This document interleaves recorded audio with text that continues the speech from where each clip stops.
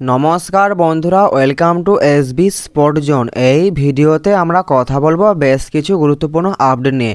মোহনবাগান ইস্টবেঙ্গলকে নিয়ে বেশ কিছু গুরুত্বপূর্ণ আপডেট বেরিয়ে আসছে। এছাড়াও মোহনবাগান ইস্টবেঙ্গলকে নিয়ে বেশ কিছু গুরুত্বপূর্ণ বেশ কয়েকটা রিউমার ট্রান্সফার মার্কেটে ছড়ানো হচ্ছে।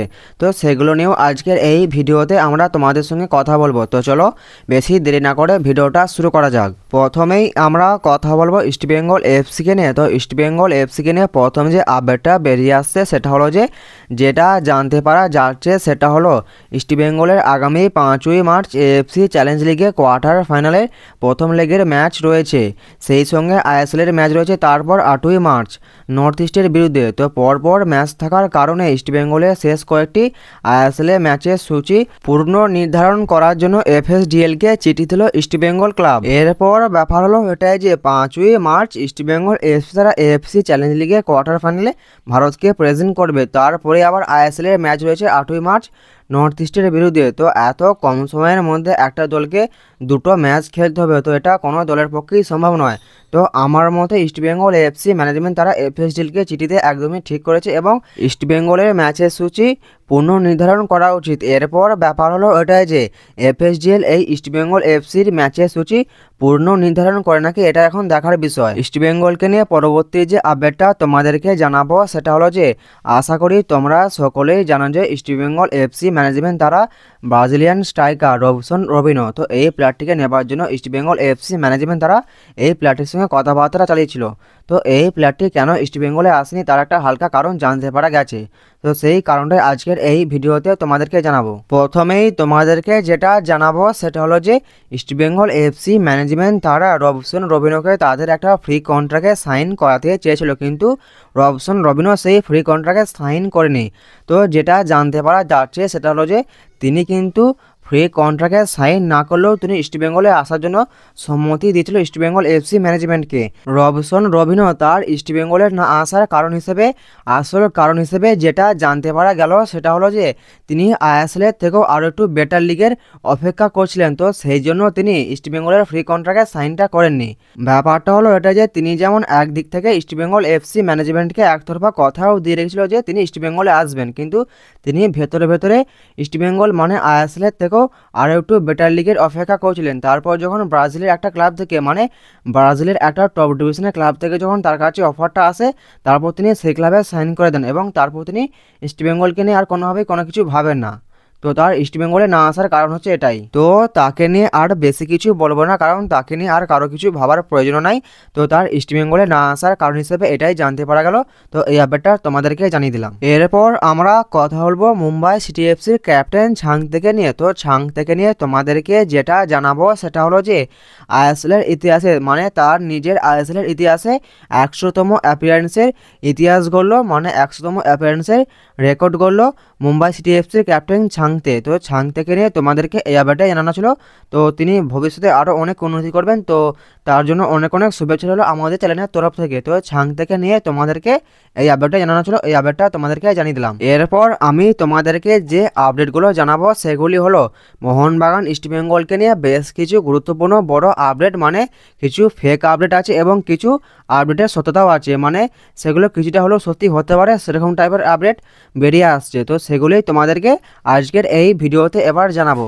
তো প্রথমেই আমরা যদি কথা বলি মোহনবাগানকে নিয়ে, তো মোহনবাগানকে নিয়ে যেটা জানতে পারা যাচ্ছে সেটা হলো যে মোহনবাগানের মাঝমাঠের ম্যাজিশিয়ান গ্রেগ স্টুয়ার্ট, তো গ্রেগ স্টুয়ার্টকে মোহনবাগান ম্যানেজমেন্ট তারা সামনের মরশুমে ছেড়ে দেবে এবং তার বদলে একটা নতুন বিদেশি নিয়ে আসবে। তো এই ব্যাপারটা আমিও তোমাদেরকে অনেকদিন আগেই জানিয়েছিলাম যে গ্রেগ স্টুয়ার্টকে মোহনবাগান ম্যানেজমেন্ট তারা ছেড়ে দেবে, কিন্তু তারা যেটা জানিয়েছে সেটা হলো যে মানে যারা আপডেটটা কভার করেছে যে গ্রেগ স্টুয়ার্টকে ছেড়ে দিয়ে মোহনবাগান ম্যানেজমেন্ট তারা চেন্নাই এফসির মাঝমাঠে ম্যাজিশিয়ান কনর শিল্ডকে সামনের মরশুমে মোহনবাগান ম্যানেজমেন্ট তারা তাদের দলে নিয়ে আসবে এবং তারা কনর শিল্ডের সঙ্গে কথাবার্তা চালাচ্ছে মোহনবাগান ম্যানেজমেন্ট। তো এরকমই একটা আপডেট কভার করেছে একটা বড় সাইট থেকে এবং তাদের ইউটিউব চ্যানেল থেকে। কনর শিল্ডের সঙ্গে চেন্নাই এফসির কন্ট্রাক্ট আছে 31শে মে 2025 সাল পর্যন্ত।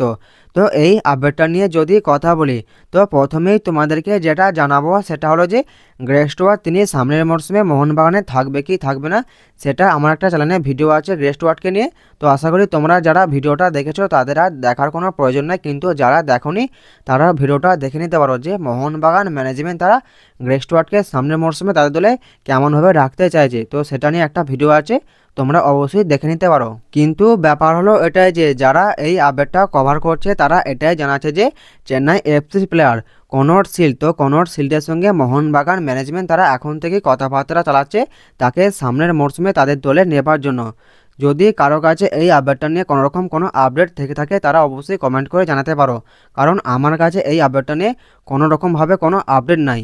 তো যারা এই আপডেটটা কভার করেছে তো সেখান থেকেই জানতে পেরেই আমি তোমাদেরকে এই আপডেটটা জানালাম। তো এটা তোমরা 50-50 চান্স আছে এরকমই ধরতে পারো, কারণ এটা সঠিকও হতে পারে বা ভুলও হতে পারে। যারা এই আপডেটটা কভার করেছে তাদের কাছ থেকে জানতে পারার পরেই আমি তোমাদেরকে এই আপডেটটা জানালাম। হয়তো হতে পারে তিনি হয়তো আরও কোনো ভালো সোর্স থেকে আপডেটটা জোগাড় করে তিনি শেয়ার করছেন, তো সেই জন্যই তোমাদেরকে আপডেটটা জানালাম। তো কারো কাছে যদি এই আপডেটটা নিয়ে কোনোরকম কোনো আপডেট থেকে থাকে অবশ্যই আমার কমেন্ট বক্সে কমেন্ট করতে পারো। এরপর তোমাদেরকে যে আপডেটটা জানাবো সেটা হলো যে নর্থ ইস্টের বিদেশি প্লেয়ার আলাদিন আজরাইকে নিয়ে। তো আলাদিনকে নিয়ে যে আপডেটটা বেরিয়ে আসছে সেটা হলো যে আলাদিনকে নেবার জন্য মুম্বাই সিটি এফসি এবং পাঞ্জাব এফসি, তো এই দুই ক্লাব তারা আলাদিনের পেছনে ছুটছে, এরকমই একটা আপডেট বেরিয়ে আসছে ট্রান্সফার মার্কেটে। যেটা জানতে পারা যাচ্ছে সেটা হলো যে পাঞ্জাব এফসি তারা আলাদিনের জন্য অল আউট ঝাঁপাবে, এরকমই আপডেট বেরিয়ে আসছে মুম্বাই সিটি এফসি এবং পাঞ্জাব এফসিকে নিয়ে। তো এটাও জানতে পারা যাচ্ছে যে মোহনবাগান তারাও নাকি এই রেসে আছে, তারাও নাকি আলাদিনের সঙ্গে কথাবার্তা চালাচ্ছে। মানে এটা আমি একদমই ঠিক সঠিকভাবে ঠিক বলতে পারছি না, কিন্তু Mumbai city FC Punjab FC তারা কথাবার্তা চালাচ্ছে এরকমই একটা আপডেট আছে, কিন্তু মোহনবাগান এই রেসে আছে এইটা নিয়ে আমার কাছে তেমন কোনো আপডেট নাই। তো এই আপডেটটা নিয়ে তোমাদেরকে এটুকুই বলতে পারবো সেটা হলো যে মুম্বাই সিটি এফসি এবং পাঞ্জাব এফসি, তো এই দুই ক্লাব তারা আলাদিনের সঙ্গে কথাবার্তা চালাচ্ছে, এটা একটা রিউমার বেরিয়েছে, এটা একদমই ঠিক। কিন্তু মোহনবাগান যে এই রেসে আছে এটা নিয়ে আমি তেমন কিছু বলতে পারবো না, কারণ এটা ফেক হতে পারে, কারণ হয়তো মোহনবাগান এই রেসে নাই, হয়তো মোহনবাগানের নামটা এই রেসে জুড়ে দেওয়া হয়েছে। তো এই আপডেটটা নিয়ে আমি তোমাদেরকে এইটুকুই বলতে পারবো। এরপর আমরা কথা বলবো ইস্টবেঙ্গল এফসিকে নিয়ে। তো ইস্টবেঙ্গল এফসিকে নিয়ে যে আপডেটটা তোমাদেরকে জানাবো সেটা হলো যে ইস্টবেঙ্গল এফসির বিদেশি প্লেয়ার সাউল ক্রেসপো, তো সাউল ক্রেসপোকে নাকি ইস্টবেঙ্গল এফসি ম্যানেজমেন্ট তারা সামনের মরশুমে ছেড়ে দেবে। তো তাকে ছেড়ে দেওয়ার কারণ হিসেবে যেগুলি জানতে পারা যাচ্ছে যে তার ক্রমাগত চোটের কারণে এবং তেমন একটা ভালো পারফরমেন্স না করার জন্যই ইস্টবেঙ্গল এফসি ম্যানেজমেন্ট তারা সামনের মরশুমে সাউল ক্রেসপোকে তাদের দল থেকে ছেড়ে দেবে। তো সাউল ক্রেসপোকে নিয়ে এরকমই আপডেট বেরিয়ে আসছে। তো যেখান থেকে এই আপডেটটা কভার করা হয়েছে তো তাদের খবর কখনো সত্যি হয় বা কখনো মিথ্যে হয়, ঠিক আছে, এরকমই একটা ব্যাপার, কিন্তু আপডেটটা জানতে পারলাম তো সেই জন্যই তোমাদেরকে এই আপডেটটা জানালাম। কিন্তু সাউল ক্রেসপোর সঙ্গে ইস্টবেঙ্গল এফসির এখনও 31শে মে 2026 সাল পর্যন্ত কন্ট্রাক্ট আছে। তো তোমাদের কি মনে হয় ইস্টবেঙ্গল এফসি ম্যানেজমেন্ট তারা কি সত্যি সামনের মরশুমে সাউল ক্রেসপোকে তাদের দল থেকে ছেড়ে দেবে? কিন্তু আমার যেটা মনে হচ্ছে যদি অস্কার ইস্টবেঙ্গলে কোচ থাকে তাহলে ইস্টবেঙ্গল এফসি দল তারা মানে ইস্টবেঙ্গল এফসি ম্যানেজমেন্ট তারা সামনের মরশুমে আরও ভালো দল করবে, মানে এই মরশুমে থেকেও তারা সামনের মরশুমে আরও অনেক ভালো দল করবে। তো আশা করছি যদি সেরকম কিছু হয়ে থাকে তাহলে হয়তো সাউল ক্রেসপোকে ইস্টবেঙ্গল এফসি ম্যানেজমেন্ট তারা ছেড়ে দিতে পারে, আমার এটাই মনে হয়। তোমাদের কি মনে হচ্ছে তোমরা অবশ্যই কমেন্ট করে জানাতে পারো। তো আজকের এই ভিডিওতে তোমাদেরকে এই আপডেটগুলো জানানো ছিল, এই আপডেটগুলো তোমাদেরকে জানিয়ে দিলাম। ভিডিওটা যদি ভালো লাগে ভিডিওটা অবশ্যই একটা লাইক করে দিও, যারা আমাদের চ্যানেলে প্রথমবার আসবে চ্যানেলটা অবশ্যই সাবস্ক্রাইব করে দিও। তো তোমরা একটু সাপোর্ট করলে আরও ভিডিও বানানোর ইচ্ছা আরও অনেক দুগুণ বেড়ে যায়, মানে তোমরা একটু প্লিজ সাপোর্ট করবে, তোমাদের একটু সাপোর্টের প্রয়োজন। তো তোমরা একটু সাপোর্ট করলে আমি আরও ভালোভাবে ভিডিও বানিয়ে তোমাদের দিতে পারবো।